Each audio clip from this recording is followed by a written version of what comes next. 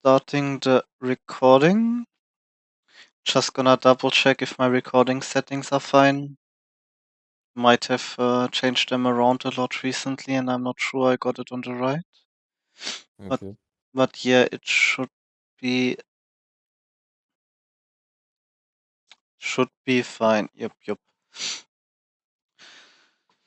Okay. Let's go.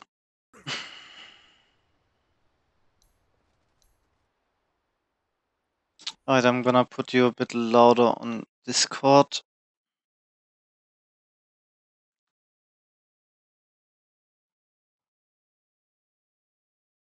Okay, so we're starting at 3:55.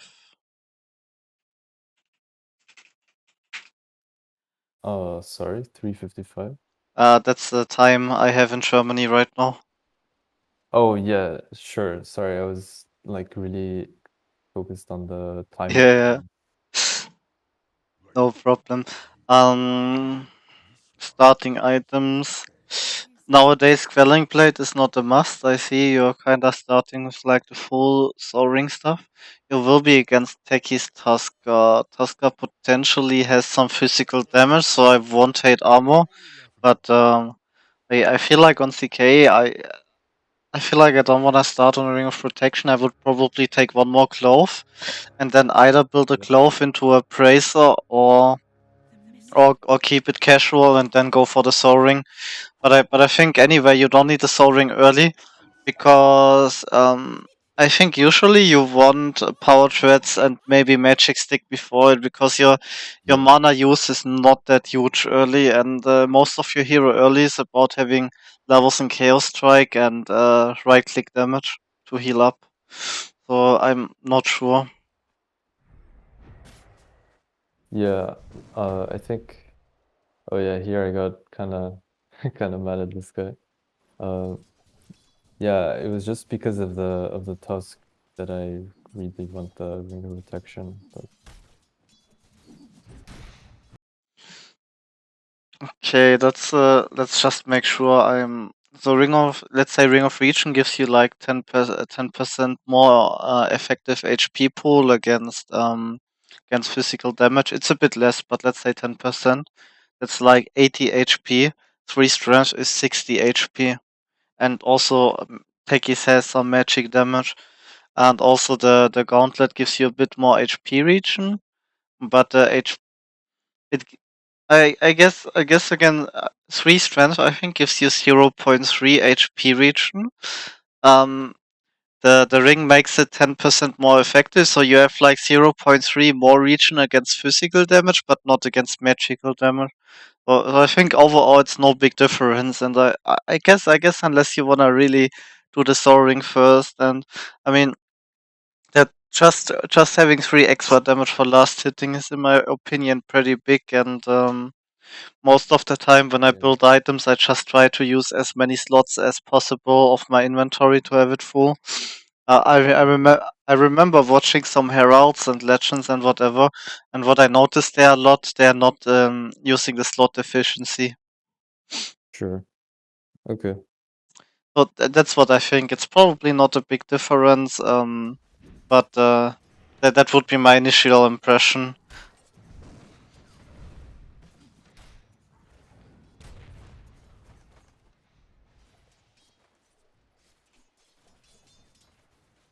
Yeah. You're abusing creep aggro. That's nice. Let's look if you should have connected there, but I think it's your Wyvern's fault. Yeah. Yeah, I think you cannot go there really. I mean you could, but you would Yeah. lose I a lot thought of like. creeps. Yeah, I thought like my wave is pretty big, and also like Wyvern, like he took Q level 1, so like it's kind of a big cooldown. I think we should just play aggressive when he has it up and passive when it's on cooldown. When you're holding the wave in a really decent position, you're holding creep equilibrium. When they are aggressive on you, you're pulling the creeps towards you, so they have a harder time. So from laning right now, I would say there's not much to say. You're doing stuff mostly alright. one thing, you're already at 700 gold. I think you wanna buy like either the gloves or the boots or the probably not the belt. But I think I would probably take the gloves right now and get them maybe gloves and stick. Yeah, Because yeah, I think you're right. the moment you get like your first 500 gold on courier, it's a pretty big strength spike. Yeah, I think you're right. I think what I ended up doing was buying boots and then the gloves, but I should have bought the gloves much quicker. Yeah, on CK I think attack speed is really big because right now you're only at 120, so 20 Yeah. attack speed is nearly a 20% damage increase. Yeah. And that means 20% more healing as well if you struggle. I mean, I'm not sure how this lane will turn, but there's a chance this lane will turn really shitty, and then you really need to have the sustain from damage plus chaos strike. Not sure what people take on level 3. I mean, the reality rift kinda got buffed, so I can see taking the reality rift for kill potential. Um, but I guess if you plan to take the reality rift, you also need to add a stick, Yeah. because you will not I have think enough mana. I think I went 102. I'm not sure. Mm. I think when I play mid on CK, I mostly take the third skill. But I think I saw on Pro Tracker that a lot of carries go 1-1-1 because minus 4 armor is 20% more damage for you and the other guy. So it's kinda pretty big. But I mean, like I said, your laning is pretty solid until now. You're not fucking up. The only big thing is, um, I think you should just have like maybe also your stick already in quick buy in case you want it. I mean, I'm not sure you have to take a stick, but it wouldn't be bad. I mean, Tekis and Tuskar both use skills. Um, Yeah. the only thing you took too long to buy the stuff. I think you should have a hotkey for quick buying stuff, or I mean, you have it here and a hotkey for courier sending. So you should be able from muscle memory to do the buying without losing a last hit or looking away from your lane. Yeah, I used to have that like a while ago, but then I kind of switched like keyboards and like laptop basically, and yeah. But yeah, you're right, I should do it again. I think for me, I have quick buy on spacebar and I have sent courier on like F6 or something, so I can literally just click it.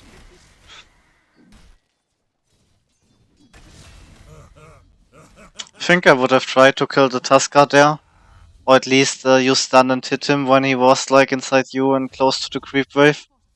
I don't think you kill him, but at least you will drain a lot of resources. I mean, he also doesn't have regen. He would have been forced to walk base, I think. Yeah. I'm not exactly sure though. I want pulled. I'm not sure Tekis is allowed right now to solo stay here. Yeah, If I I, if think I- we kill him right now.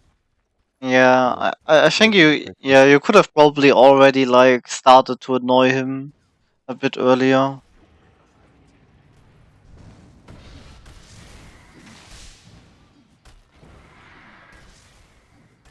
I don't think you wait on the reality rift because, like I said, it's like, minus 4 armor. I think you start here. I mean, he's not really jumping out or has no escape, so you probably hold on for the stun a bit. You start on Reality Rift, so you and Wyvern both have the extra damage on him, and then you probably hit him for a bit. And I'm not sure how easily you can kill him. I mean, it might be a problem that after the stun he can blast off out. So maybe you need to just pull him, and while he's Yeah. slowed, you can hit him anyway, and then maybe use the stun when he wants to jump out. Okay, okay, yeah, that makes sense. Because if he would have actually survived if he blast off after your stun, but well, I guess he just doesn't know or is bad. Yeah. But you should have hold the stun for sure. Or you're still holding the wave equilibrium, just farming. Um, or I think now you're kinda as well. again, like buying items and stuff, I think it's just some efficiency going, okay, your courier's not ready, I didn't say anything. Um, but anyway, I think this is the point about like now or a bit later where actually the way you play the lane changes. Because, I mean, until now you wanted to just hold the equilibrium free farm, but I think at this point you're starting to have enough damage, especially when you get your second set of clothes. I think you buy the clothes, I don't think you care about Yeah, the armor on CK. Um, so maybe this is the point where you start auto-attacking the wave, pushing it out, and farm like extra crems, and also keep an eye on the other lanes, because I think sometimes if you can TP mid with catapult and get a kill and maybe get damage from tower, it can be big. Also, I mean, question is, do you wanna keep laning against techies or do you wanna force the PL out of his lane? But I think right now the situation is Mars is fine there. You are fine on top lane. I think you farm the lane and you consider maximizing your farm by out pushing the lane and maybe farming side camps. yeah, Also, also, I think you're pretty strong, and they don't really have a lot of stuns or people that can rotate. So you also have the option, even if Takis is inside the tower, like walking around without and killing him. yeah. Okay. But yeah, maybe you chill a bit more, maybe one more level. But but I mean, they cannot do shit to you, even if they hit their spells.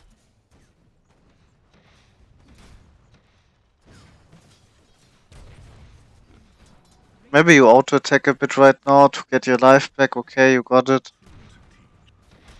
I mean, I just feel like especially in low games and also in general, I feel like you don't care a lot about the net worth of your enemies, you only care about your own, and even if they get a bit more farm by having the lane in a better position, I think maximizing your farm is the main goal right now. Killed them, that's Yeah. nice. Was But it was it you who said on stream like like people who are like 5k or 6k, they just like AFK farm or something like that and like don't really try to pressure? probably.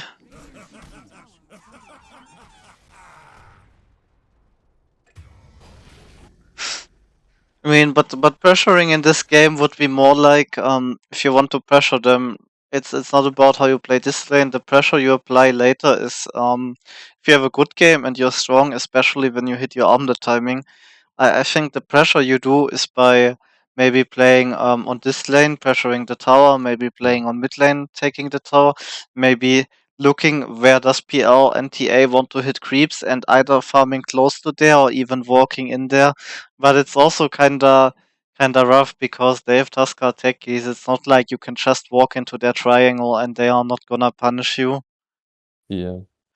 But probably at some point in this game, especially when you hit your first power spike, when you have armlet and stuff, you probably want to at least pressure towers and farm into their side of the map, and maybe even try to follow PL or something before he gets his items. Okay. But right now, like it's pushing the wave in for them, it's not like you are reducing pressure. You're still like forcing someone to show the lane because they also have plays on other parts of the map right now, and you really just want your levels and gold fast right now, so you can apply more pressure later. Being one item a vat or like 1,000 gold or like 1-2 levels for CK, and in this game is probably really big. Okay, so you're pushing the wave, you're farming, that's good. Yeah, I would have probably TP'd there as well. Turns out it's a good fight.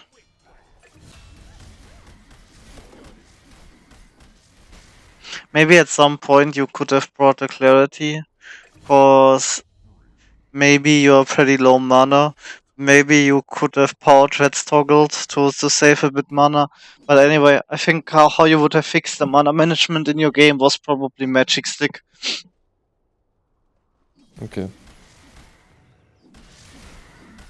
I mean, just let me check again what people usually buy on Pro Tracker. But I think you buy Magic's stick. I mean, at least the unupgraded one. So people on carry, okay, it doesn't show here. Okay, so Skitter bought it recently. Yeah, I see kinda. Yeah, like nearly everyone on Pro Tracker is buying the upgraded Magic Stick as the first item on CK. I mean, I can see if they don't use a lot of spells and you don't have issues that you prioritize having more damage so you get more heal. But I mean, you're one of those strength heroes. You have a really bad mana pool, and your skills are kind of expensive. So, but by just having a normal stick, you have the option of having like one or two more stuns, and the higher games you get, the more you're fighting on lane. Yeah. All right, Echo Saber. I think on Pro Tracker it's listed as the standard CK build. Yeah. I have doubts about Echo Saber.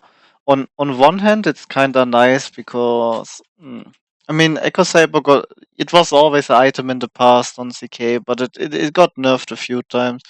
The problem on Echo Saber for me is if you I would say probably if you think your illusions are not gonna do shit, it's a really good item because it increases the damage of your main hero a lot. But the problem is, if you look at the stats of Echo Saber, it gives 15 damage. That doesn't work on illusion. It gives 13 strength. Okay, that works. It gives intelligence and mana region, but I mean, you kind of have Soaring anyway, so that's not the biggest consideration. It gives you 10 attack speed. Okay, that works on illusions, but all your illusions get from Echo Saber are 13 strength and 10 attack speed, and I mean, okay, you have the active. The moment you pull people, they get slowed, so your illusions maybe get one double hit before you use stun. Um, but you could argue about the mana region. You get shard later, and the hero could need a lot of mana, and you kind of want to use your skills and shard stun as well while farming. But I mean, let's look at the other options. What you can buy. I mean, kind of same gold now. They changed the orchid, right? It only gives attack speed and damage now. Your main hero gets the damage. Your illusions get the attack speed. Also, your illusions get a 30% damage multiplier. Also, Tuskar will lose his escape. A lot of times people just don't get to use spells. I mean, maybe PL before Manta, you get chances where you can kind of get on him and silence him. It also gives you mana region. Yeah. I, I guess Bloodthorn upgrade is also an option because the new Bloodthorn it's built from Mage Slayer, so your illusions get magic resistance. If you play against someone like Leshrak, you also increase the survivability of your units. I mean, I can see Orchid not being bad. Second option, I mean, Shadowblade. It has a good build up because you get the attack speed. It also gives damage. It gives you a way to kind of walk on them and kill them. Um,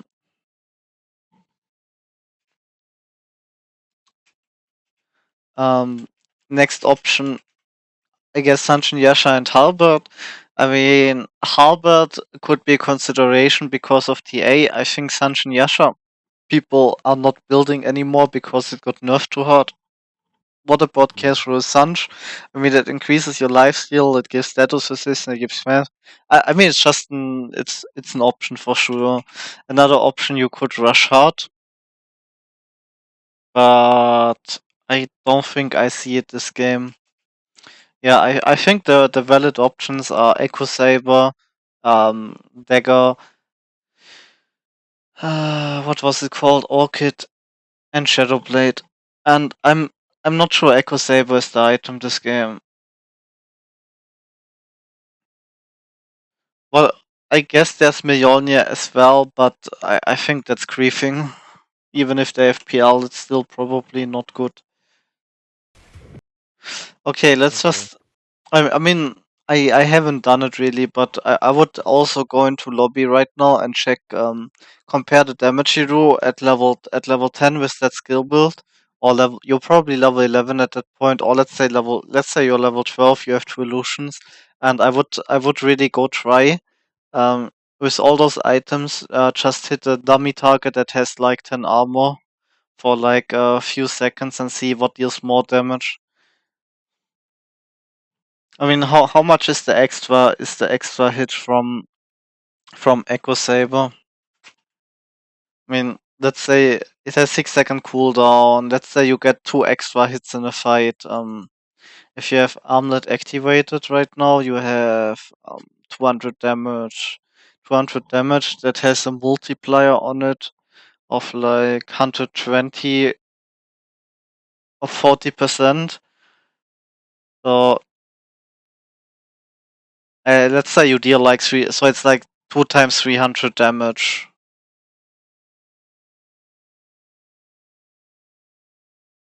If you had the 35 attack speed instead, I think if your illusions are hitting for a few seconds, any other item is more damage per second. But Echo Saber gives you more life sustain on your main hero because you get more life steal. I think that's a thing you think about. Okay. I Yeah, mean, I mean, I mean, it's shown as the top build on Pro Tracker, so maybe there's something I'm missing. But I wouldn't say it's every game Echo Saber. You get my point. Consider those yeah. alternatives, try them, see what feels good, take what feels good. A lot of the time, for me at least, I mean, I'm I'm an introverted intuition personality type, so a lot of stuff I just see it. I know it's good, but for other people, it's probably different the decision making. But anyway, I think in Dota it's always consider the valid options, try them out, and then stick with what feels good. That's Dota for me. Okay. Yeah, I have like considered Orchid sometimes, but I never really thought of like Echo Saber is better on your main hero or whatever, so thanks for that tip. I Yeah. never really thought about that. My only problem right now is, like I said, they have double greedy carry, and this PL and TA that it looks like your Ember is not destroying, and he is not a booster, so he will just let them free farm. You have a Mars. I mean, he's 2/2. He has greedy build. He's farming as well, so he's probably not gonna pressure them. So I would feel the pressure right now in this game that I need to get at least a few kills on PL or TA to slow their game down. Mhm. And and honestly, if you I mean, your team is kinda not doing a lot of good stuff with wards or whatever. You could consider like buying two observer wards, maybe a few sentries, one smoke or whatever. And if you had Shadowblade, or Orchid, you can just go into smoke. You can place one observer sentry here, one observer sentry here, and maybe you're gonna find a kill on PL because right now he's on top. He's gonna be farming this area. TA will mostly farm this area, and if you get invis on them with your illusions and shit, and maybe get a stun off or not, I'm sure right now at this point, if you had Orchid or Shadowblade, you can probably find free kills on them, or at least you can a lot of times force them out of the area. And if you have vision there, I just wouldn't feel comfortable in this game just mirroring their AFK farming because Mhm. they have really double fucking carry, and your solutions to PL. I mean, you have decent solutions, but they are very limited, and that's just how I would feel the game right now. In a 8K average game, I probably wouldn't give a fuck, and I would like do my job and AFK farm because people are way better at protecting areas. Um, yeah, I would probably play with my team, and it would probably go into a game where it's more like we are taking those objectives and we are taking Roshan. But in this game, it will probably end up no one is doing shit, and minute by minute, the chances of winning the game while PL and TA dies is getting lower. I mean. Yeah, CK is really strong, and maybe if you farm efficiently, it's good enough, and you can solo out carry them. You probably can because people are bad. But I would just consider it that there's two Okay. options. You either try to farm more than them because you have it's divine MMR, and if you play perfect, you're probably having double their items no matter what happens, and then you don't care. But if you consider those being the same skill as you, and you're probably farming similarly, you probably had the feeling you need to do something. That's my view on the game right now. And that's why I wouldn't have gone Echo Saber, because I feel like I wanna get at least 1-2 kills on them. Also, right now this guy on bot lane, I mean they're kinda how many heroes are farming right now? PL farming here, TA farming here. They're literally farming on 5 heroes. And usually in Dota, you're not allowed to do that. You're only allowed to do that if you play on 5K. Um, but your hero CK, and especially in this bracket, your hero is really the option of punishing solo people, and especially if you itemize for it. Yeah. Um, Shadowblade or Orchid, this guy is that. This guy is that. This guy is maybe even dead if you just walk there right now. But it's a full minute. You get like double engines. Uh, it's really rough to say right now. It would be split. Do I want to kill them, or do I want to double kill the engines? But my idea is not right now the situation. I think right now you finish clearing this, and then you like walk on the enemies.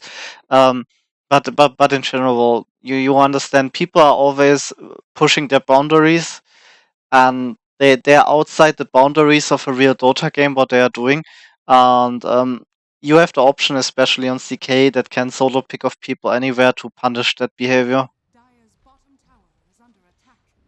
All right.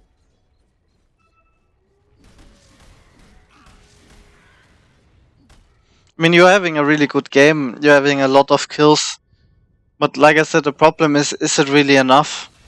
Because even though you're kinda ahead, enemies have same net worth. You're really doing well with using the illusion, spamming it here to farm. If you don't plan to get a kill, I think it's totally good. You're having perfect timing going here. You're stacking the camps. You're doing really well on the farming side. If you think you're not pressuring them, it's really really good play.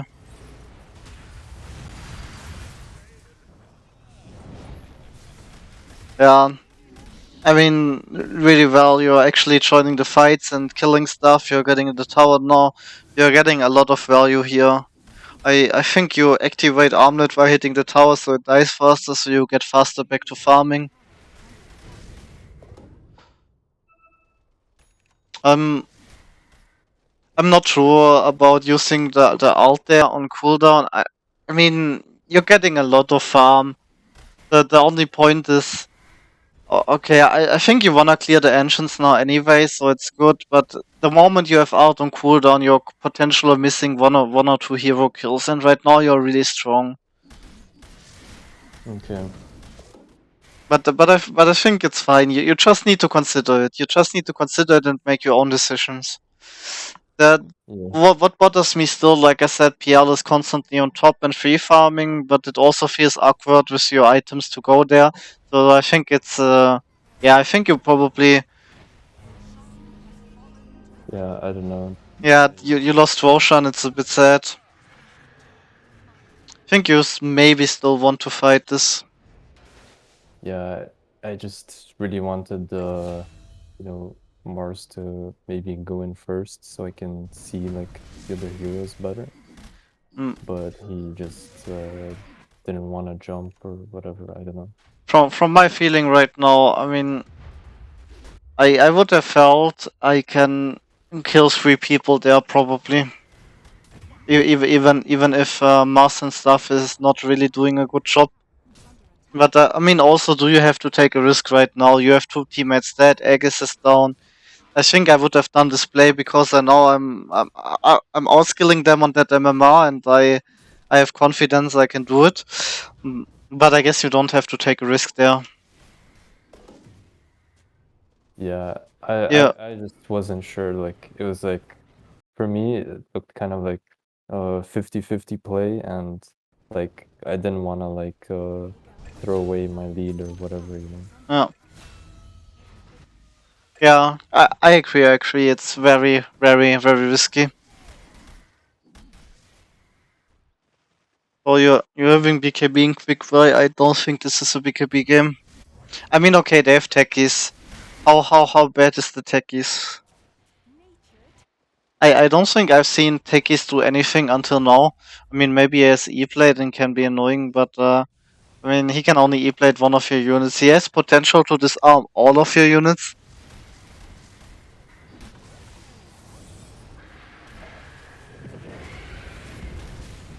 Yeah, this is not the best fight.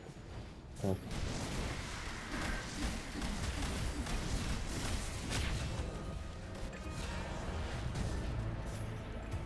Yeah. This is one of the problems, like you don't have any way to catch or reach the PL, and now he just does whatever he wants, but I mean your Ember is also to blame.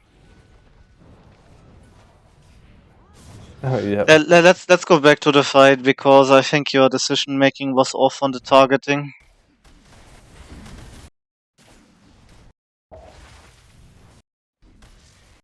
Okay, so let's look at the heroes.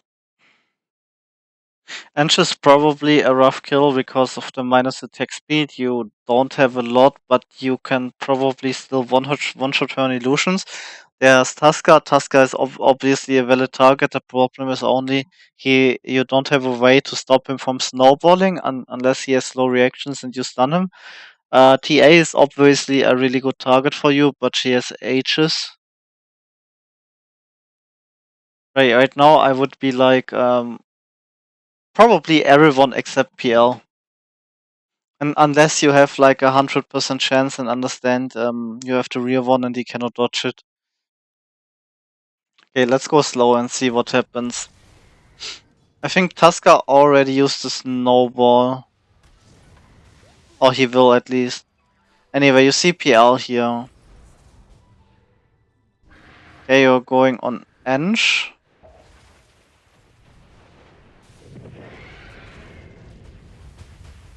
Yeah, it was kind of a bit rough. It was like I guess you could have it could have been the real one, but I think right now you just kill everyone except PL. And then PL is solo and he cannot do shit. That's usually on high MMR. If PL gets a good game, you kill everyone else, and then even if he's solo, he cannot do shit, because even if you don't have a lot of good solutions, it's usually enough. You see now Tuskar starts kiting you and steals your illusion, and I think you have the potential to kill Tuskar and Ench before anything happened here, and then probably the fight would have been team wipe for you guys. I think in general, on low MMR, the targeting, a lot of the times it's like usually in all situations where you have the options, I think you just jump on supports no matter what. And unless they really don't matter. I mean, Ench matters only in limited amounts because she can steal one illusions. She doesn't have like a stun to control your stuff, but Tuskar has. But anyway, I mean, if Ench has like 8 armor, so you literally so if she has 0 armor against you, 1200 HP. Um, your illusions hit for 200 plus 40%. So your illusions and hero hit for 300 and more, like your main hero for more, because Echo Saber and extra damage. Um, so how much illusions do we have right now? It's 3 illusions. So you hit for 4 times 300, so only one hit on Ench and she's dead. So that's still kinda really free. Oh, that's how I see the fight. You usually go on. You cannot solve the PL problem. You kill the others. You kill him last. yeah.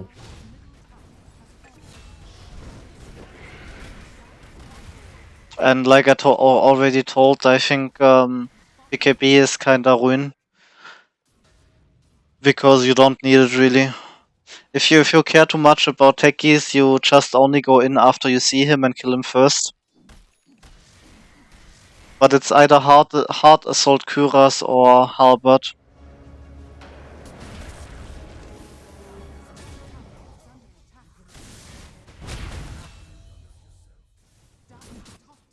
Or even a late even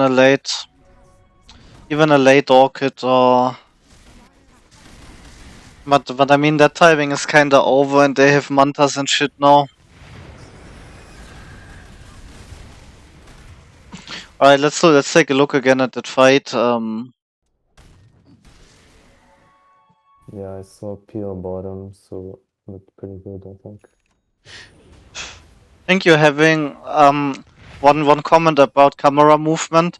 I think you're having camera a bit too much on your hero. I mean, it's not really bad. You're doing both, but I think I would have my camera just slightly a bit more on enemies and less on my hero. Cause all you were doing here is like walking from here to here, and you can already like click on people and check Yeah, I get stuff that. a bit faster. I mean, you're already. It's not like you're not doing it at all, but I think you can do it a bit better. Okay. Okay, so who did you jump on?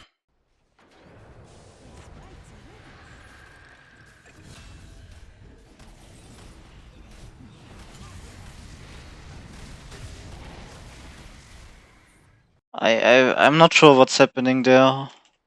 Let me see Yeah, again. I thought her BKB was running out, but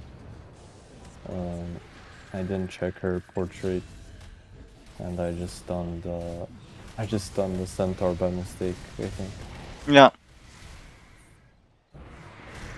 On the other side, I mean, she was using her BKB anyway, and you might have just killed Tusk and Ench already, and then after her BKB, she's one shot for you anyway. But I mean, fight turned out fine, but yeah, maybe it was maybe the targeting could have been better again. Oh wow, PL is ruining.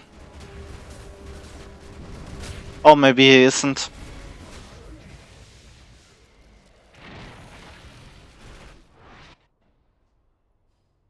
So this Wyvern should have shard for sure against PL. Mars should have shard as well instead of probably something else. I don't think he goes Desolator this game. But yeah, the others don't matter. I think at this point, I mean, fights are just gonna be if you guys get a lucky fight and kill them, you win the game. If not, and I think that the favor is already a lot in their direction. And like I said, the reason I think the favor is in their direction because they have uncontested free farm on 2 greedy cores. And the only way you could have maybe done it is playing more aggressive with different items, playing more for kills, and especially Yeah. kills on TA on PL. But it's really rough. I mean, it can always backfire a lot. In any other game, if they don't have PL as a carry, I would say you really give zero fucks. You only care about your own farm.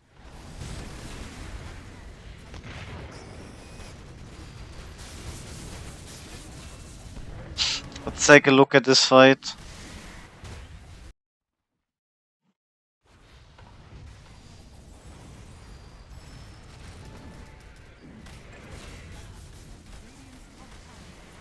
Yeah, same as before. I think even if you get PL there, he's not gonna die. I I really I really don't think you can kill him right now. He has butterfly and heart. It's he has like 40 armor and evasion. So how much effective HP does he have right now? Oh Like wow. like his HP times 3. That's like 10.5k, and then it gets like half. So you need like 70k damage to kill him. What's your damage? Your damage is like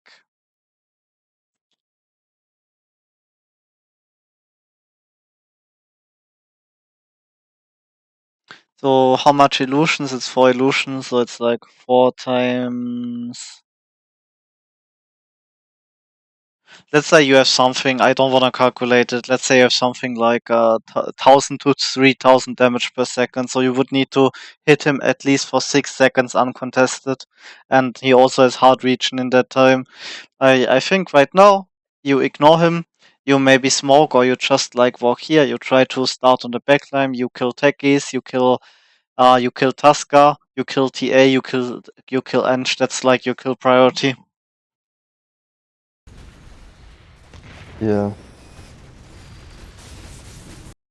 Let's compare TA. She has half armor and kinda half HP. Tech is the same. Like those guys, you can literally kill in 1 2 seconds. Every one of them. PL needs like at least uh, at least 6 7 seconds, and then there's the chance he kinda tricks you or gets out or whatever.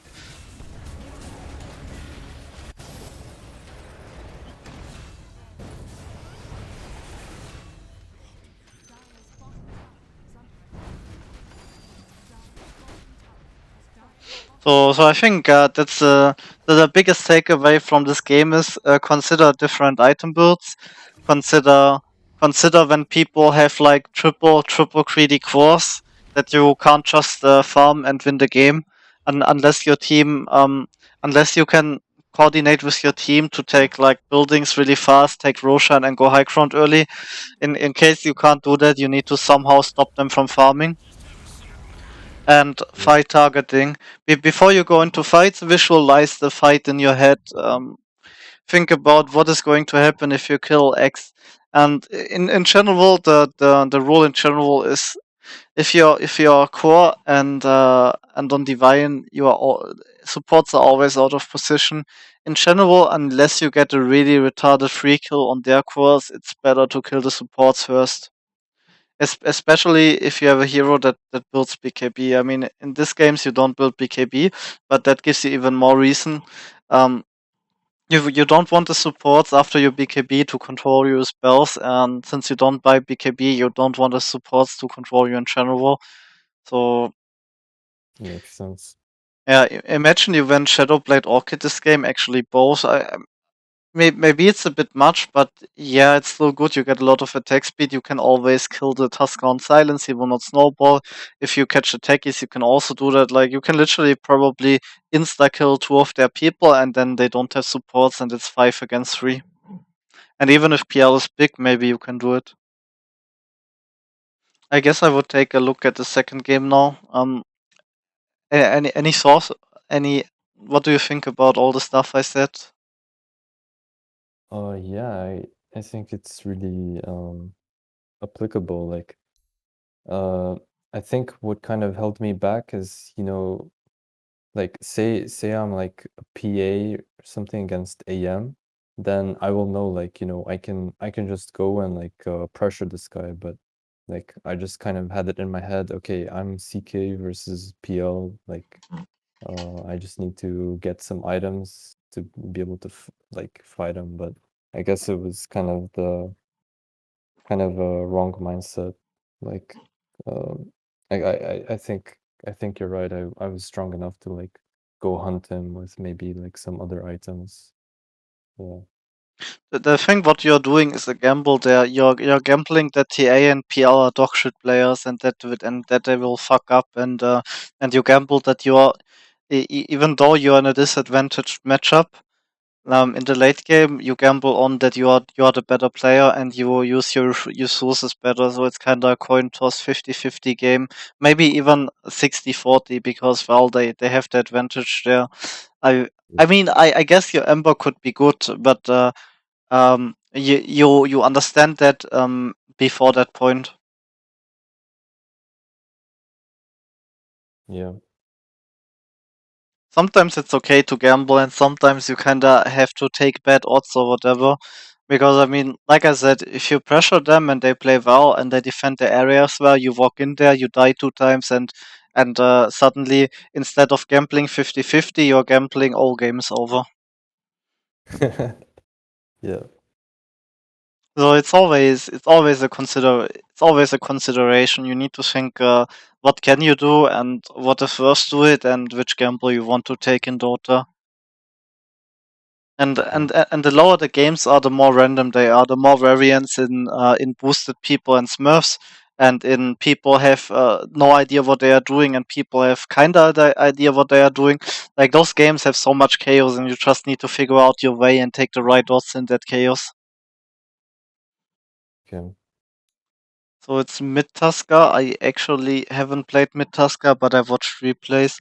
I think people nowadays they take the spells. Yeah, Mm, I think so. I just kind of saw yeah, I think I just saw Jakiro and Oracle, and uh I don't know, I thought it could combo pretty well with like Axe and Sky, so I just picked it. In terms of like my mid, so I would say it's only like I've always kind of been a carry player. Um, and I've only like really played mid like say recently, so I'm still kind of like learning a bit like mid. Okay, so it's TA and he takes Melt on level 1. That's really fucking annoying. Like playing melee against TA, if TA is same skill or better as you, is kinda impossible. Um, I I think you for sure need to take double spells. You need to push out waves, and you need to catch him off guard when you have creep wave advantage. I think that's how you play it. And in general, I mean, he's gonna constantly melt you, and you cannot trade with him.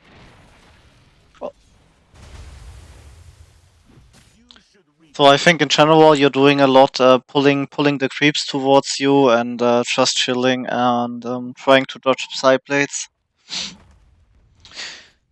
Um, but yeah, I'm not too sure how you handle that melt TA as melee. There's really not many options except like accepting it that it's a rough lane and you do whatever you can. Maybe you buy Sentry and block her small camp to lower her farm, especially when she starts like auto taking waves and Yeah. going to jungle. Yeah, I need to get in the habit of doing that more.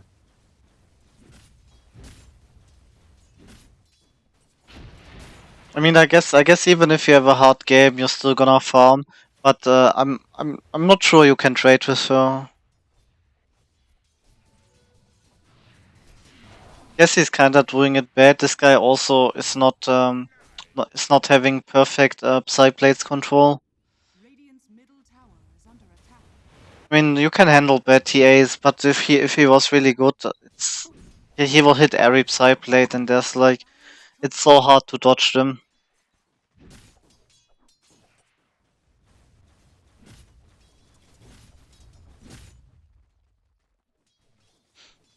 Against TA, by the way, I always already buy like 2 sentries.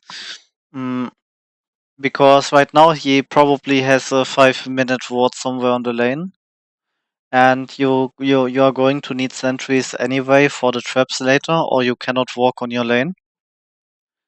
Yeah. So I try before 5 minutes. I try to place like one sentry here and one sentry here, and there's like a 80% chance you're gonna find his observer ward. I mean, maybe you wouldn't get this one because it's out of range, but it might actually be in range if you place it like that you're getting the exact mid lane. But you need to place those sentries anyway because you cannot play against traps. So I would already try to like get double sentry and see if you find his ward. Oh Yeah. no, no, this is your ward, not his ward. His ward is here. Look, you would have found it. That's like, in my opinion, the most important thing about TA. You try to have sentry and ward control on mid, so you can still play on the lane. Else you're forced to jungle, and he will take your tower.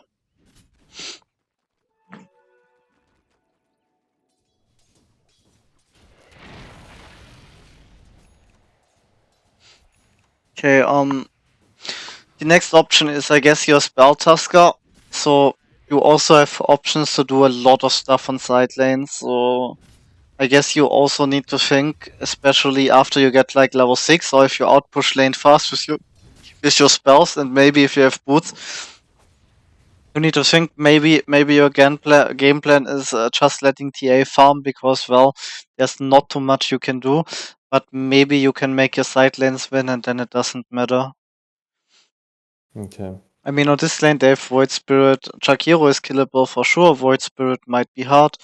Ursa before 6 and Oracle. I guess there's a lot of stuff to do. The question is, do you have to wait for the Oh wait, you. I I don't think I think he's giving you too much, but really nice that you're getting your stuff done there. Um, the only question is, do you wait for 6-minute runes? So second problem right now on mid, obviously, like I said, you especially now you had the best choice to get like full control of this area and even place like one ward deep. The problem is you will not be able to place the observer ward um, on this area, because since there will be if you're playing the sentry ward, he will also buy sentry. So if you place the ward in proximity here, it has a high chance to get dewarded. So you kinda have to place your ward kinda here, or somewhere like here, or somewhere like here, or here. So it doesn't get dewarded when he dewards your sentries. Yeah.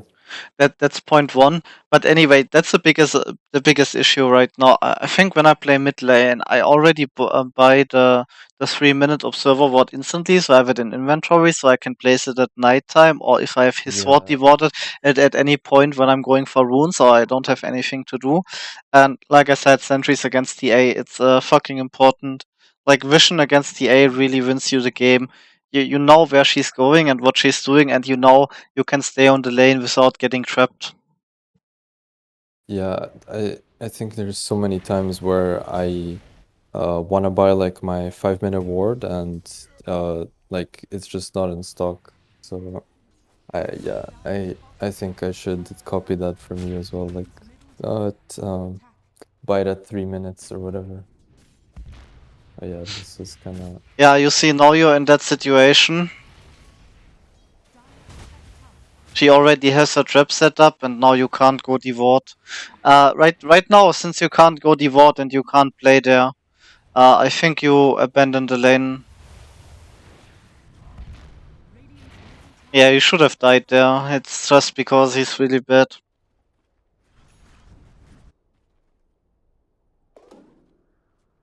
You literally need one or two supports right now to come and help you place sentries, and I think that's not going to happen unless you kind of voice chat them and they're really cooperative. I guess you're fine here, but I think right now you. Oh my god. Um. Yeah. I mean, there's nothing to get on this lane except out pushing the wave and then farming the side camp, which you're not doing.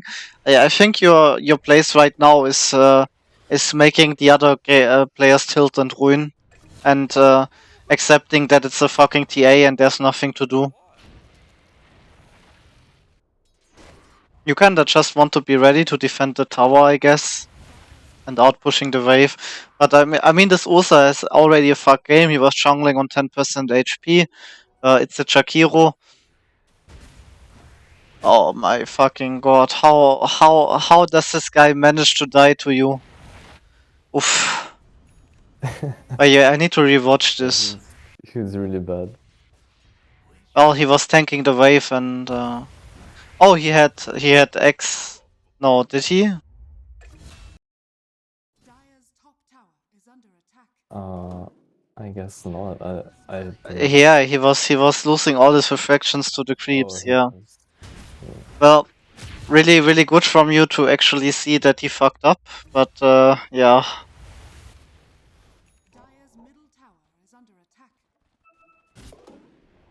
I'm not sure about your item build.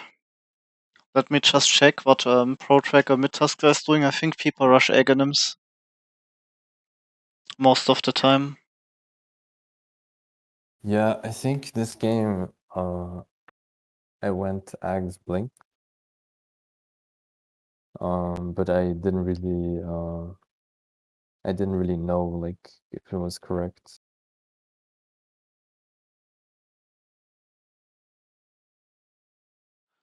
Just let me check. They changed the Pro Tracker page, and I'm just not seeing. Couldn't you filter it mid lane? I Okay. can see it right now, and looks like people go like base y- boots, soul ring, then BKB, Ags, blink. Yeah. It's either Dagger or Axe Rush or BKB Rush. I think I see those three items.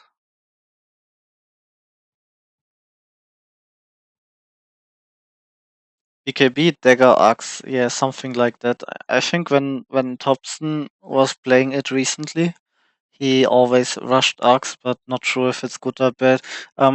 But the problem is, you know, there was a bug in the patch. His Aghanim's kick had a wrong cooldown.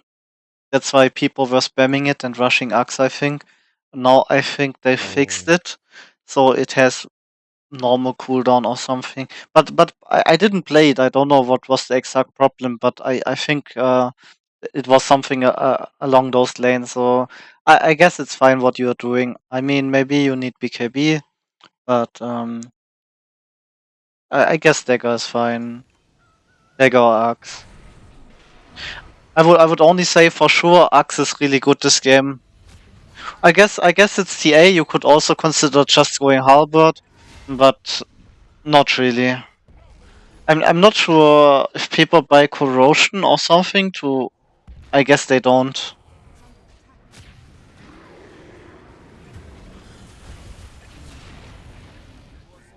Yeah, so I guess that's fine. But this is also a game again where you have the same issue as last game. It's TA plus carry. I'm not sure. Okay, Ursa has no items and no game, but if this guy had the game, you had the same problem. What are you gonna do? Right now you don't have that problem because only TA is farming and everyone else of them is bad. But well, what I also like to do against TA is kinda try to sneak a ward in here, like here, just so you see does she have stacks and is she taking it. yeah. I mean, you're 2 levels ahead, and he died multiple times. So the biggest takeaway from this game is um, maybe you could have considered doing stuff on side lanes, but I mean, you killed TA on mid, what shouldn't happen, but it happened. So maybe your decision making was on the right point. Um, and and if you play mid lane, think about your vision game. Vision is fucking important. I'm always warding and dewarding myself just because it's so important. And with 2 sentries, if you place them like here and here, you find 90% of the wards that the mid players play. And they usually place multiple wards into them. Like if you place them at 4 minutes, they last like how long do sentries last?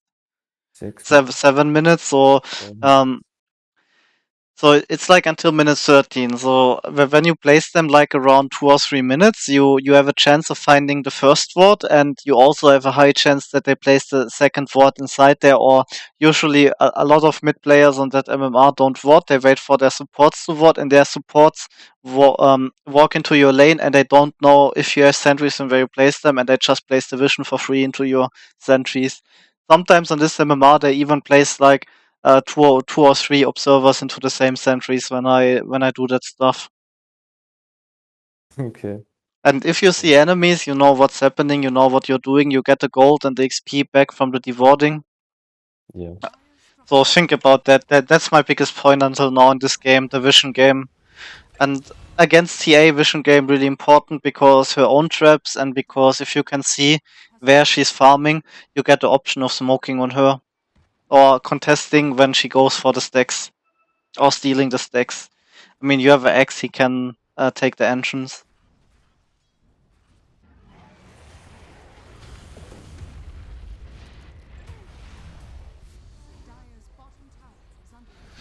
Um, not sure you wanna be on bot lane right now. I mean, you kinda have to adjust to your team, but in general, you have mid tower and safe lane tower open, and they have TA. So in general, in a in a correctly played Dota game, but I mean, it's Divine, so you can't expect them to play Dota correctly. So, if they lose those two towers, you usually gravitate with your team to play Yeah. to play in the enemy Both. jungle, Yeah. and potentially with the option to smoke and evade their triangle. So the weighted point, like the black hole on the map that should pull your team right now, is probably exactly this point. This should be like a black hole that pulls your team. And Mhm. and this is very far from the black hole. I mean, taking this tower for free is okay, but this tower doesn't really provide a lot. Yeah, I It think it, it, it doesn't. we just invaded and like they were staying there for so long and I don't know, I just ended up staying there as well. I mean, you guys are stronger, but you're still able to lose fights, especially since Husker is not there. And this looks just like here are very narrow ways, and they have vision and they have high grounds, and to run on them you need to split up, and then to stack up, and then you're stuck on staircases or an area as multiple people where you can get like combat from Chakiro alt and combat from TA traps. It's just a bit risky playing in an enclosed and non-open area against those kind of abilities. While you have the full map to play, while you have access to Roshan for Husker right now, while you have access to tier 2 tower. Yeah. But obviously you can't always in Divine you can't always decide for your team where to play. You kinda need to see how are they fucking up and adjust to it. And right now, maybe in some way, I feel like you're not farming enough.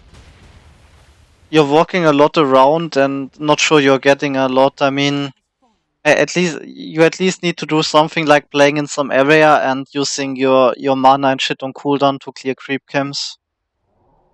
Okay.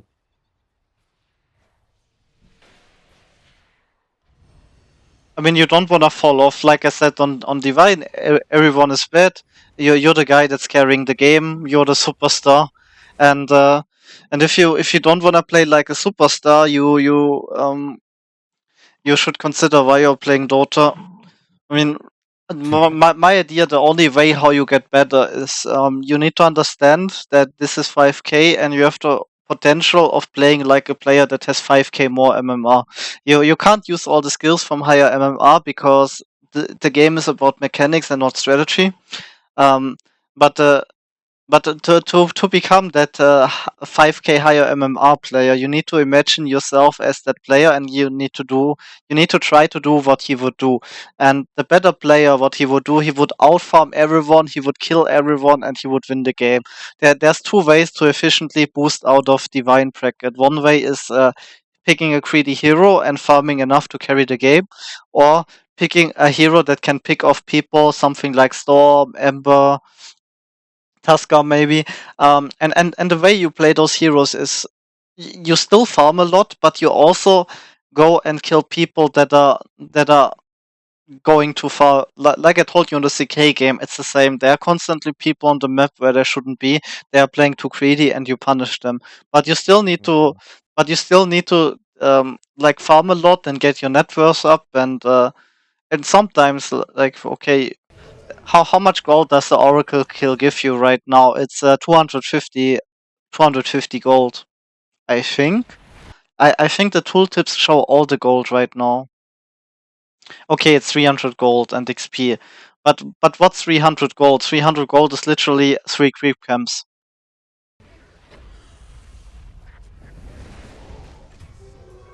And look right now, you guys are actually dying. So in the last 2 minutes, you were kind of walking in circles here and not killing any Yeah. creeps, not pushing any lanes, not and whole map is free. So the idea should be more like You're outpushing those two lanes to the limit. By outpushing those lanes, people will be forced to defend the towers and show the towers.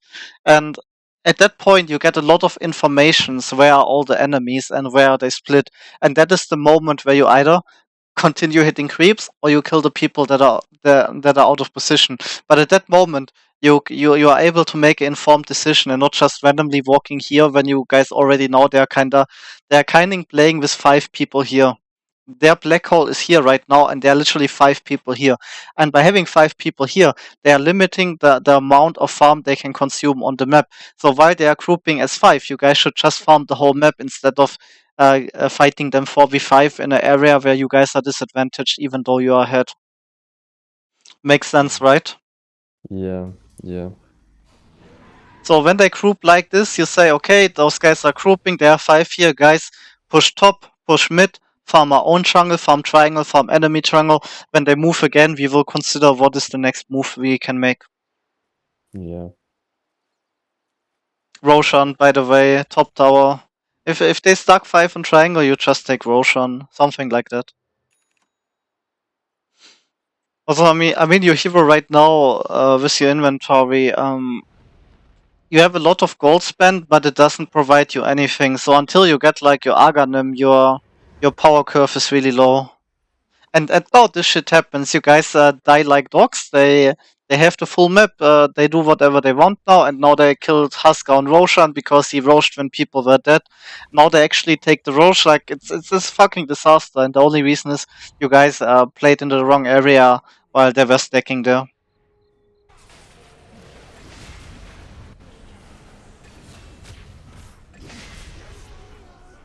Okay, I mean, it went well, but Yeah, but not but but ideal, but that's but for you, sure. but you know, you guys had 100% chance of taking Roche safe without risk, and you turned it into something.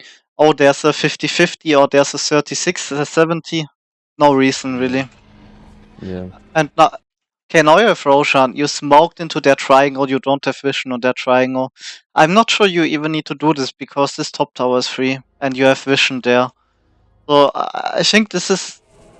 I mean, it can work, but also, again, it's like you're playing the game of chances and you don't have to play the game of chances. Look, you're actually losing heroes, you're dying there. Now you killed one, but you're stuck in this area. This tower is still really hard to take, and the top tower would just be free. Like, classic 5k game of throws, both teams throwing in both directions, and it's just a game of chances and not a game of calculated strategy. Yep. Makes sense.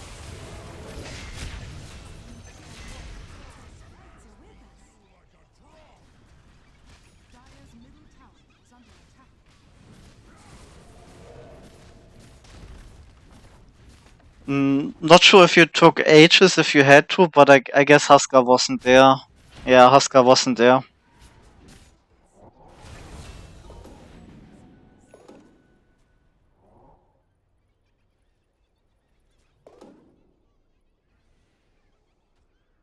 Well, you can kick a creep and it's less cooldown.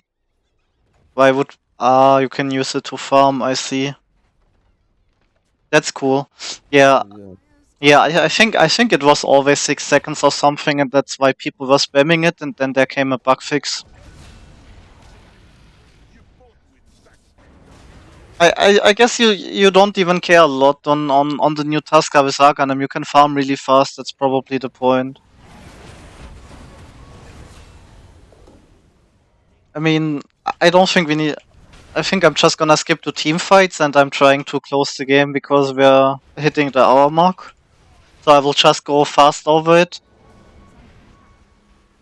I don't know. Your laning mechanics are pretty good, but maybe your early decision making and farm efficiency can be better.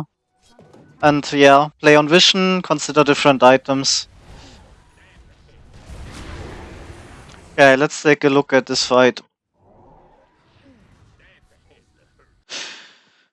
Okay, you guys don't have H's anymore. Your vision It's pretty bad. This is the only area you have vision. What's usually what's supposed to be done is probably still the area you wanna play. I mean, you could play in triangle, but probably the black hole is still here. I think they lost the tower, so the black hole that pulls you is here. So what you wanna do is like you want to have vision here or here. Anyway, vision somewhere in this area, or if you place vision in triangle, it doesn't matter. But you kind of want to have vision close to the enemy base, and you want to defend that vision. And you just play under your vision and only take fights on your vision. That's kind of how the game should be played if this was a good game.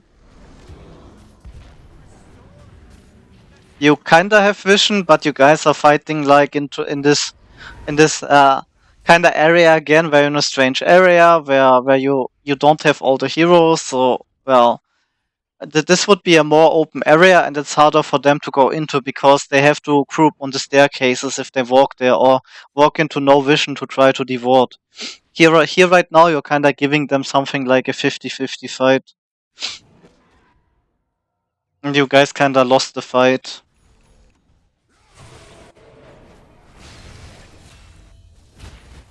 So really, best thing would be place vision here, take outpost, defend your vision, farm like multiple lanes, wait until they leave map, maybe be ready to smoke on them if they play in the wrong area. Like, theoretically, you guys could have nearly the whole map, and that's how I think you should play right now.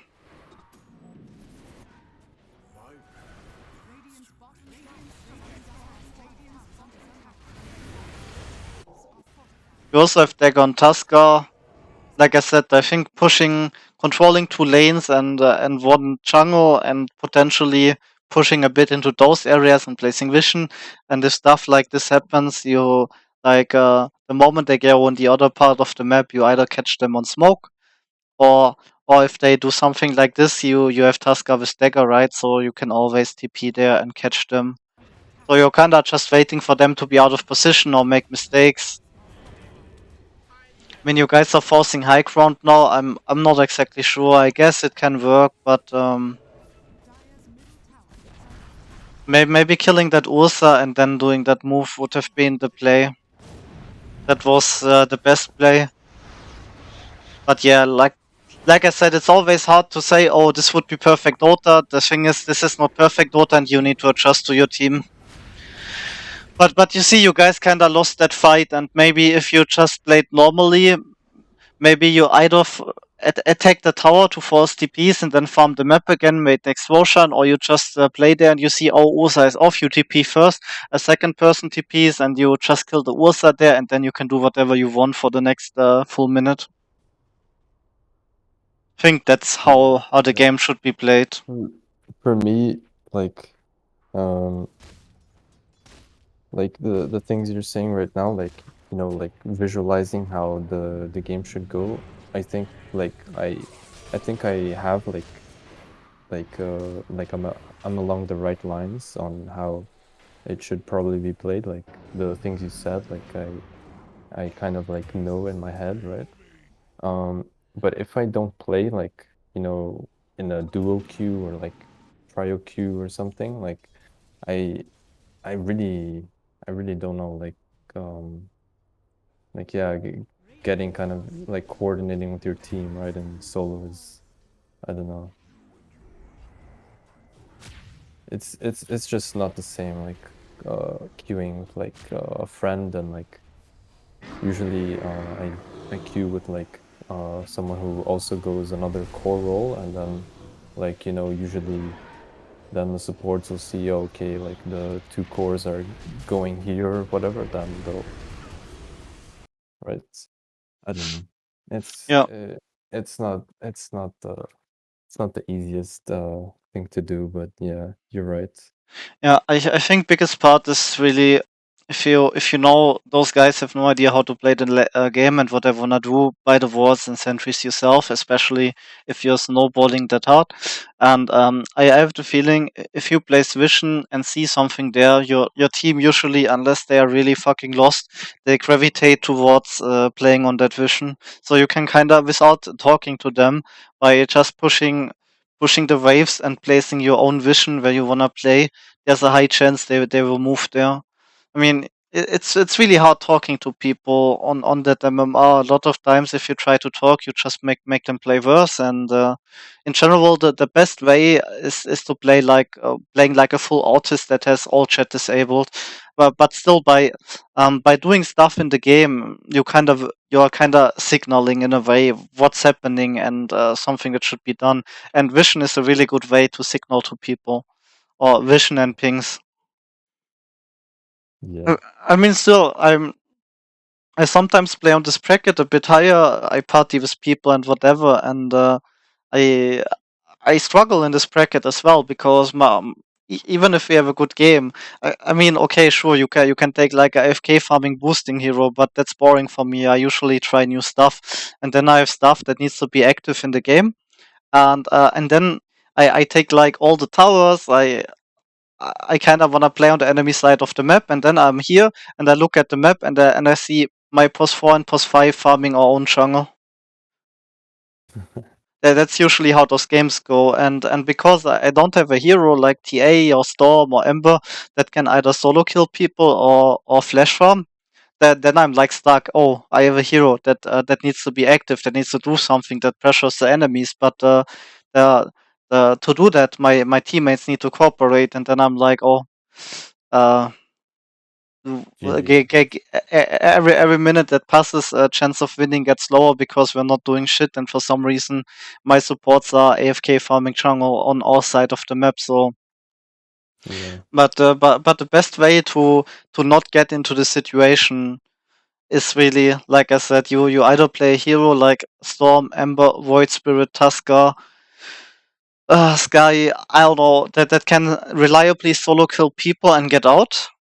That fuck up or that play bad, CK, whatever, or you play something like hard carry, CK, Medusa on mid or carry, even on offlane. I don't know. I only see those two ways of playing because you really can't play Dota with those people. It's either farming or killing. Okay, yeah, I think that makes sense. Uh, I mean, for example, mid Shakiro is a cool hero and it can work really well, but if you pick it in this bracket, uh, what can you do? You're gonna be like, oh, I can't flash farm. I actually wanna stay like here. I wanna use my orbs on the tower. We can take the towers for free. We can take Roshan. They cannot fight us. But then you're staying here, and your whole team is farming AFK your jungle because they play like robots and they have the same pattern of play every game, and they cannot adjust.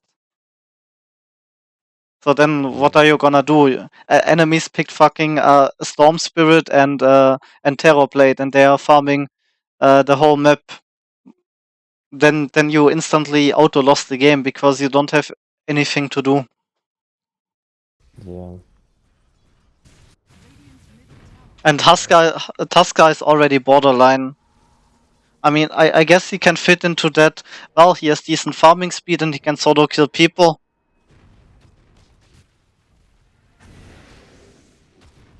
But yeah,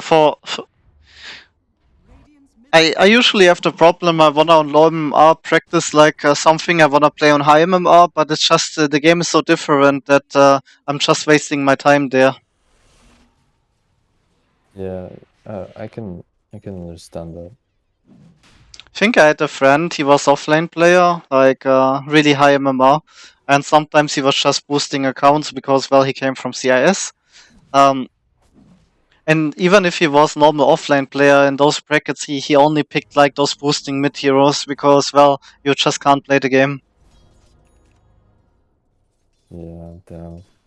Anyway, I'm not sure how much more in this game will happen, but I think our focus should be first sessions and whatever mid and early game, and I think we talked a lot about it, and I probably gave you some ideas um what to think about, and I guess we can wrap it up here. So my biggest problem is I think you're playing a game of chances most of the time, all the time, and you should think about what makes sense, what do you want to do, and I don't think you buy Desolator here. I I think the item you Yeah. need is either BKB or Halberd or use to kite Ursa in his ultimate and the Oracle ult. I don't know. Yeah, I think I just bought it like now, like as a desperation kind of play, you know. Uh, I But think yeah, I th- I think you're right. and I think Shard can be really good on Tuskar as well.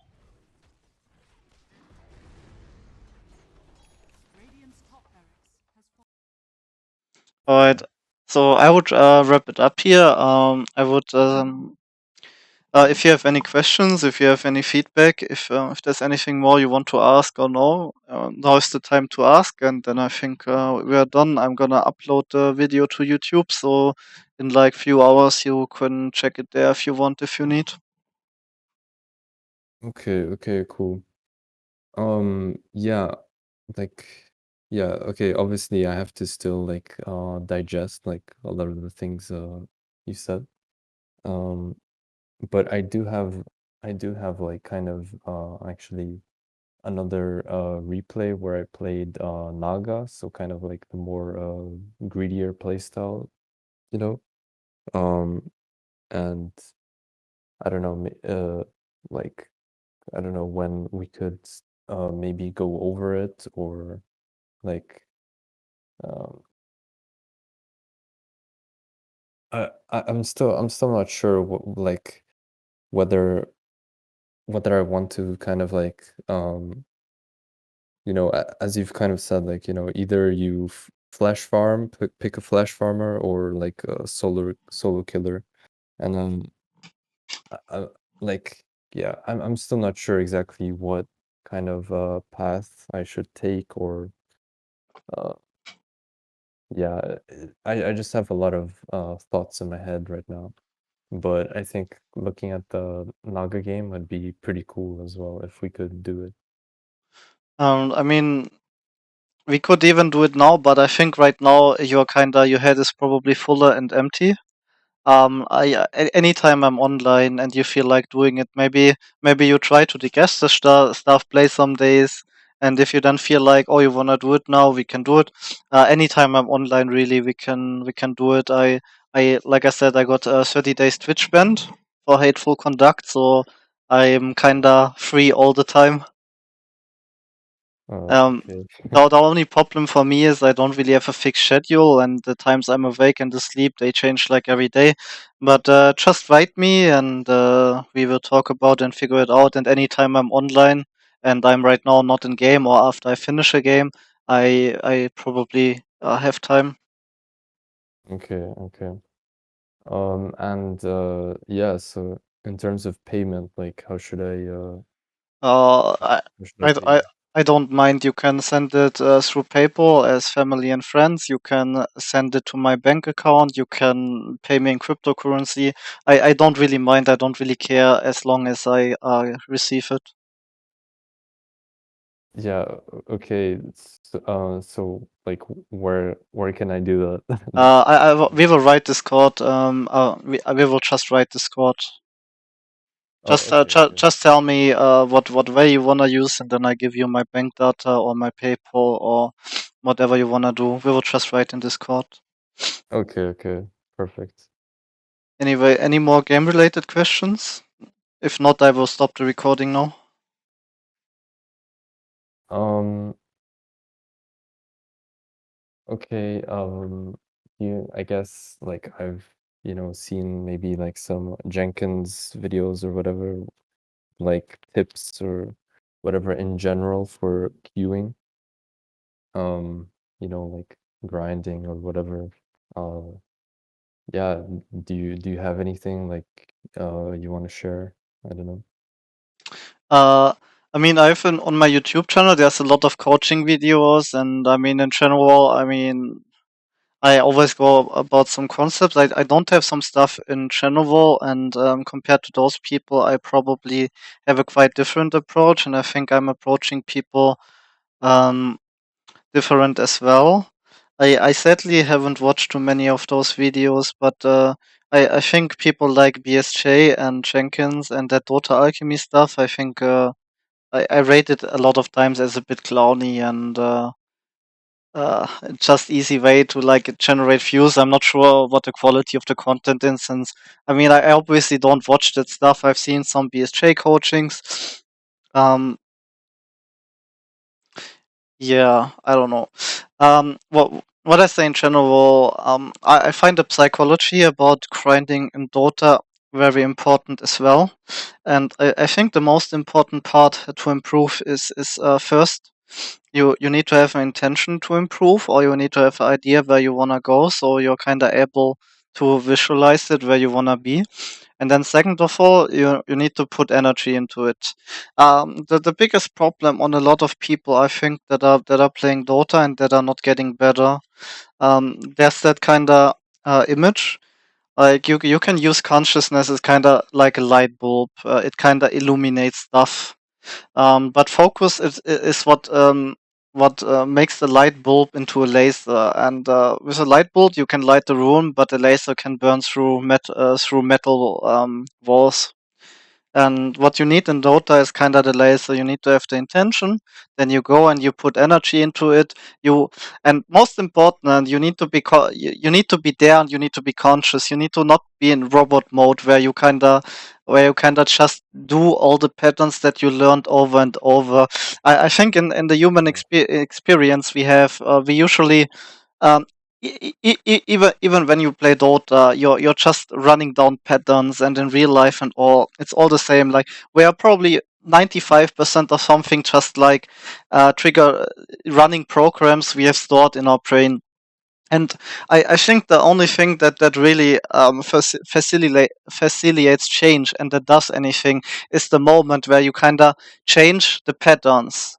So you need to like pay attention. You need to see what's happening. You need to analyze stuff, and then you need to figure out how am I changing my behavior in the future that I get better results. Like updating your firmware, updating your program that you have been running.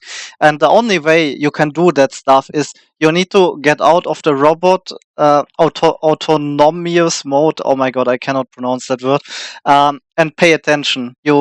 You have an intention, you put energy in it, and you fucking pay attention. You're here right now. Something like Zen meditation. You're in the fucking moment. You get into that state of from performance psychology. What do they call it? You kind of get into the flow state, maybe even states where you try to have like gamma waves.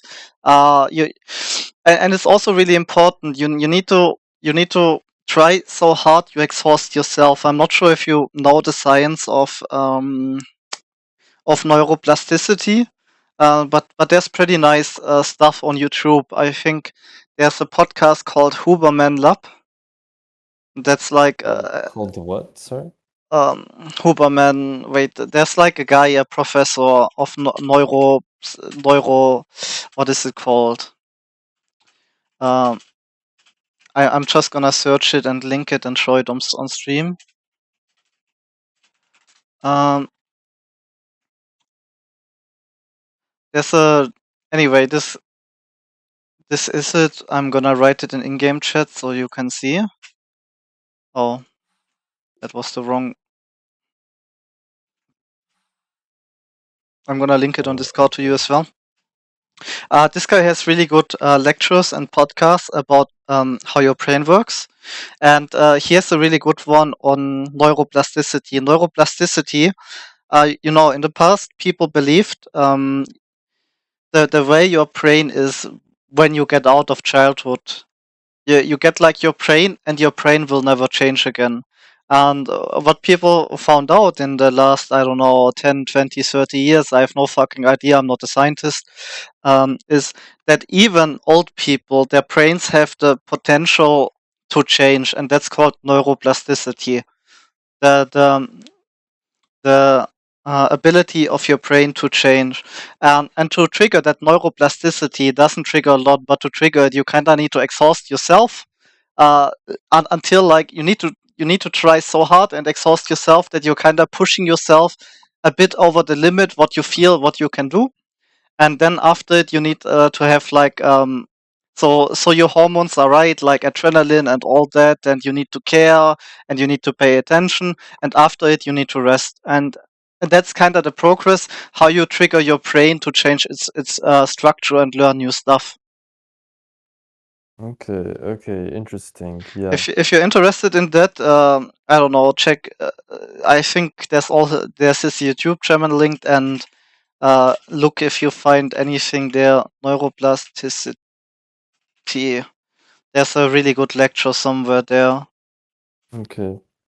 Yeah, I have definitely like felt the difference when like there have been times where, you know, I can physically feel like, you know, oh my God, like I'm so focused and I'm, you know, uh like yeah, say I queue a game, then like I can tell, you know, I'm in the zone, like I'm ready, but to always reach that state, uh yeah, I guess I'll have to research a bit more. I just think it's important. You need to care enough, but that you're kind of excited. And I mean, to get excited, I think it's really good to set your goal. So have your intention, and then you just pour in the time you spend as much energy into it as you can. And in my opinion, it's just important you are conscious, you have this goal, and you're consciously putting energy into it. And that also probably helps you having positive emotions and caring and feeling it. And also, if you focus on a goal, it's harder to get distracted by toxicity in Dota. Because if you focus on something, you can ignore those clones because you have a task to do. You're focused on like, oh, right now in this game, I'm working working on my playing with vision. In this game, I'm working on choosing better fights to take, or choosing better what to do, or I'm working on my farming efficiency. And even if they clown and ruin and are toxic, it doesn't hit you that much because you're really occupied being focused on your goal. Okay, okay. Yeah. But that's also a problem when I play on Smurf and I just try some stuff. I just don't care about the games, and that makes it hard for me to really get excited enough and in the mood to play well.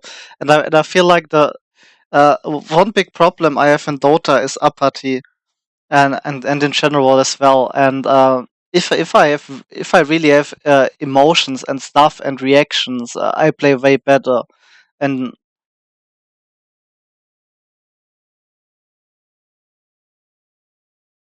I feel like for a lot of people it's probably different. They don't have their emotions under control. But for me, this when I have emotions, I'm better. And most of the time, I have very limited amount of emotions when playing. Yeah. I think I'm probably the opposite, to be honest. I yeah, I think like when I'm kind of disciplined and, you know, stoic, I can probably play better. But Yeah. caring about the game and being stoic, it's not. It works together, right? You can be like a stone that doesn't get swayed by the waves of the water. But if you're a stone and you don't care, it's nothing. But if you care and you and you and you have discipline, I mean, if you just don't care enough about the game, how can you motivate yourself to put energy into it? That's my problem. Yeah.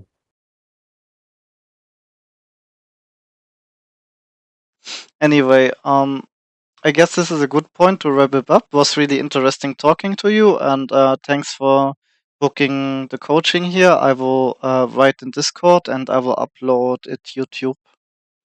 Thank you very much. It Okay, was very perfect. enjoyable. Thank you. But wait, one more thing. I mean, a lot of times I ask people if they have any feedback, because I kind of want to have an idea what do people think about my coaching, and maybe if I do something wrong, I want to try to do it better the next time. Do you have like any feedback you want to give me? Um, well, I guess um, you know, like the clips I sorry, the IDs I linked to you, like they were kind of focused more like on the macro gameplay, right? Like, you know, what kind of went wrong and whatever. Um, and you like you generally said like, yeah, your mechanics are fine in laning, but maybe I don't know if you just saw like a small thing, like maybe I could have done. I don't know. Maybe I think maybe it's still worth mentioning. Um, and um, yeah, I think one other thing is like so I kind of did like some I did do coaching like with a friend who was just uh like unranked immortal. He just like this was like a while back. But one thing he told me one time, which was pretty interesting, was like kind of at the start, like maybe you can ask your students, I guess, like what your vision is of the game and see like if it's, you know, in line, if it's in order.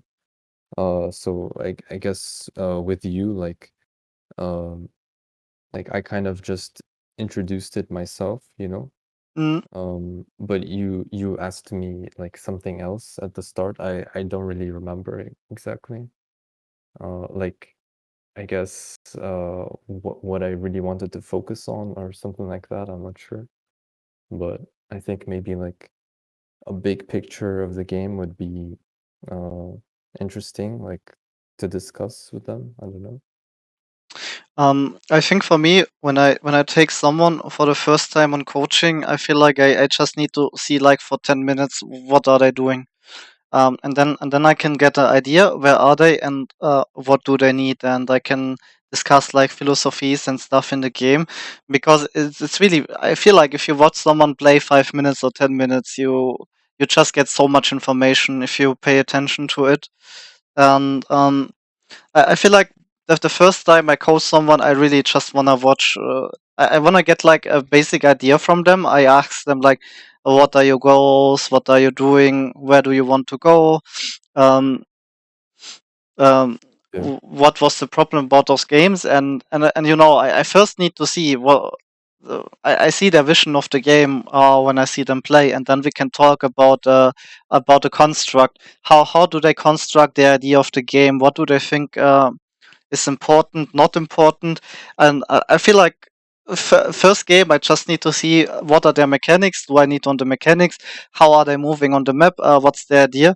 And I think the deeper I go, the next sessions are usually first sessions on with most people. I have in the first sessions I have to focus a lot on laning mechanics.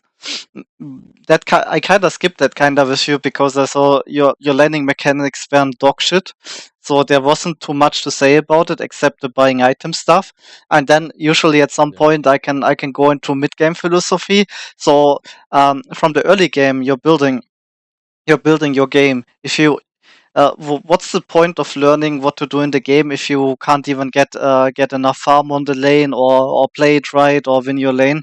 Because I think Dota should be built one by one. There's no point working on your mid game if you are too bad to know how to last hit creeps or to build items, because um, most of the situations in Dota you would consider in a coaching would never come to life if people played the early game like they should play it.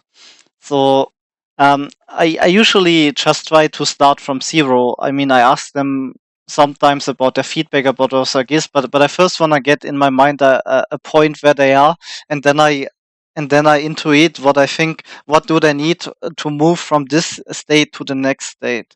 And I mean, one guy I had recently on my coaching.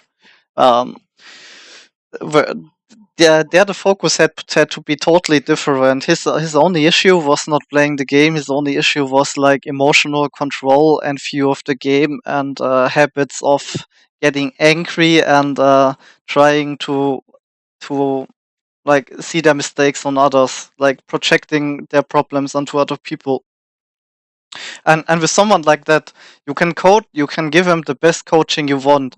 Whatever you tell them and what you say to them, it will never reach the core of their being, you know. I can give this guy the best coaching and he will not change, because first what you need to do with those people is to break the psychic resistance to change, and give them and bring them into a mindset where they are able to accept that they have a lot of stuff in them that's bad or wrong. And I recently saw coaching. One of my high ranked friends started coaching, and they were coaching some German guy, and I was watching it. He was like 3K, and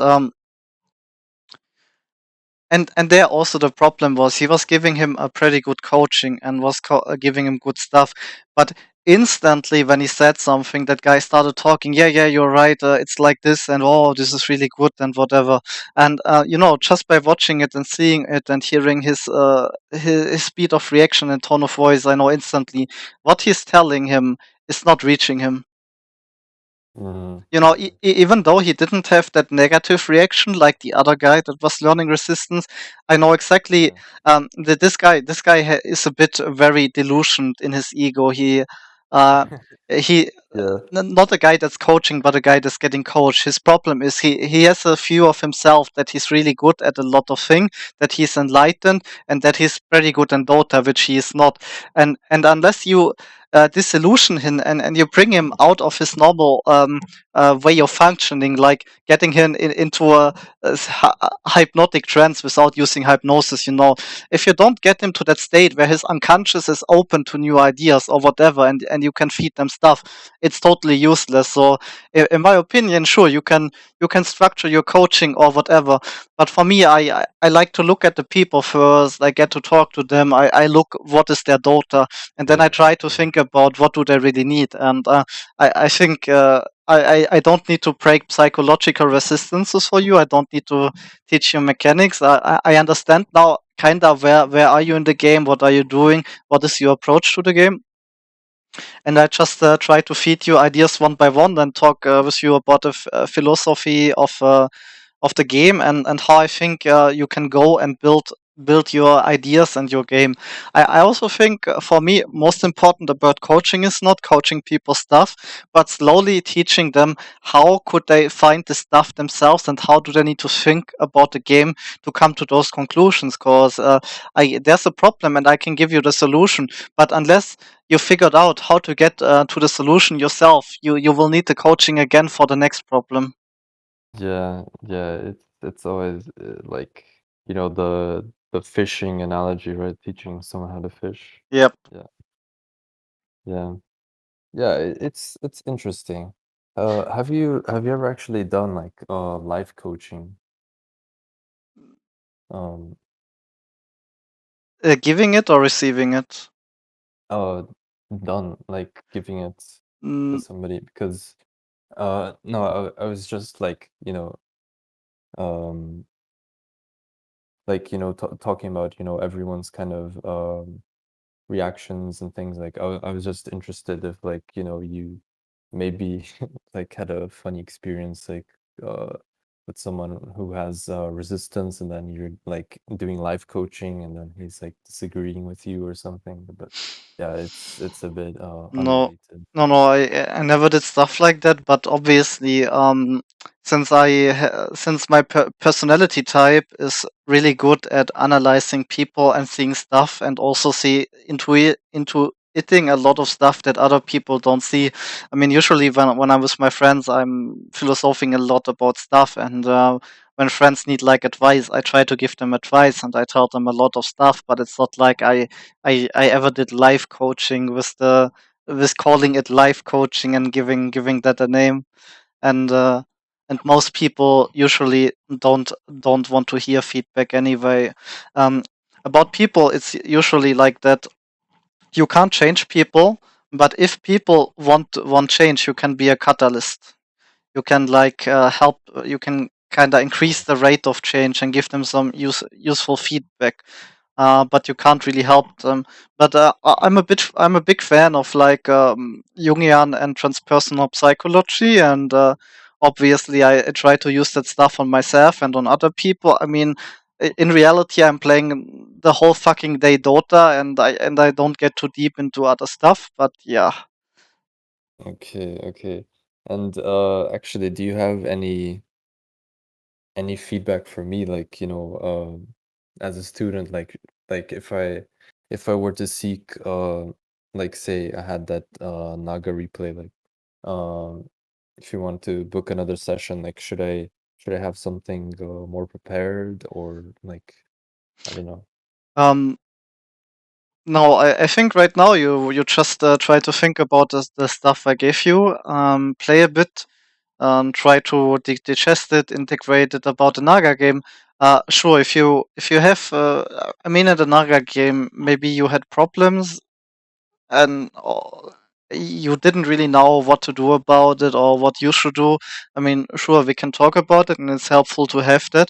But maybe at that point, you are also gonna play Naga or something again, and you will already have in a few days a revised view of the game. So maybe you also want to play a new Naga game or something, unless it's at that point still important. And I really think I think you I think you are smart, and I think you have a pretty decent attitude about most of the stuff.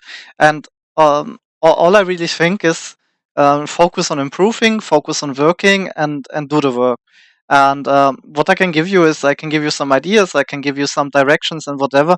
I think you're mostly on the right track, and I think just adjusting the direction a bit and giving some feedback will probably give you enough that you can pretty fast self improve. I mean, you already learned to use the mechanics in Dota pretty well and whatever. That kind of, and if I look at your game, that kind of already shows me that you probably don't need a lot of help. But just like, well, one small thing or one small idea could literally break the whole thing and make it evolve. That's how I view you. Okay, okay, interesting. So I think in general, have your intention of improving or where you wanna go, or have a MMR goal, put energy into it, work, and I think you already have most of the stuff you need, and just try to uh, the feedbacks you give, the different point of views, try to integrate them, and really try to think more about the game. If you don't have time in game, which you probably don't have, also don't be scared to take a look at your replays after and then pause the game and think about team fights. How will the team fights go? Imagine them in your mind. I'm not sure if that's your mode, how you think about that stuff, but I mean, if it's not, you can find a different way to think about it anyway. Think about what abilities do people have? How will a fight go if you go in that way? Well, how will a fight go if you are patient and wait? How will a fight go if you go first? How will a fight go if you go as the last person? And also when you pause the games at different points of the game, think about where should you play, how much farm are you getting in this area, how high is your chance of dying there, how much pressure do you put on enemies compared to how much. I think one concept of Dota that I find really important is thinking about how can you make the game easier for your teammates, how can you make the game harder for your enemies, and how can you make the game better for you, and finding a balance of those things. And think about, if you play here, how will it be for your team? If you play here, how will it be for the enemies? And what potential plays do does different stuff open to do? Yeah, yeah, it's really, like, really complex.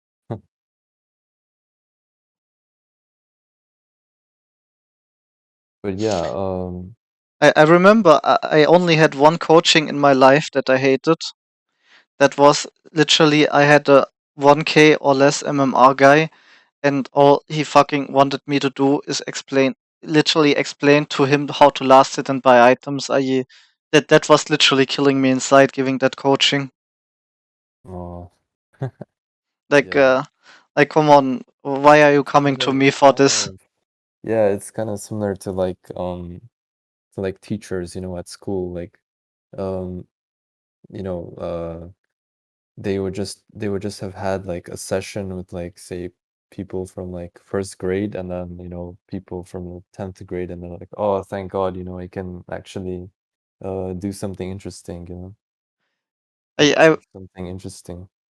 I wouldn't say it's probably uninteresting teaching like first graders or whatever. I think it can be pretty interesting, but the point is, they can get someone that coaches for cheaper, that is like 2K MMR or whatever, or someone that has just played a lot of Dota games, or if you are like in that age and you cannot use Google, then I mean I can't really just go and tell them in the coaching then, hey, use Google. Um, Yeah. that would be pretty rude, right? And I kind of had to go through with it, but in the end, that was all stuff that is information that's publicly available. You can go to DotaBuff, it will show you. You can you can Google it, CK item build or CK guide. It will tell you that stuff. Yeah. And you really can't teach someone like that any advanced concepts. I mean, that person was probably pretty IQ kept as well, so I don't blame him.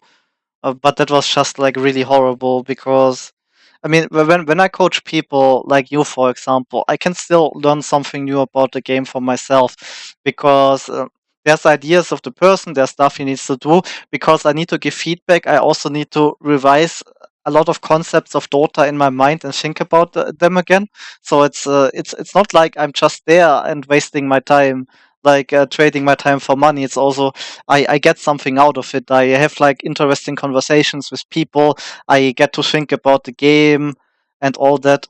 But at that coaching, I really I mean, you could have set a robot there, and it would have done the job probably better than me. Yeah, it's um it's a shame, I guess, for that person, but oh well. But Yeah, yeah, I think I really enjoyed this session. Just a lot of things to think about and revisit. So yeah, I think yeah.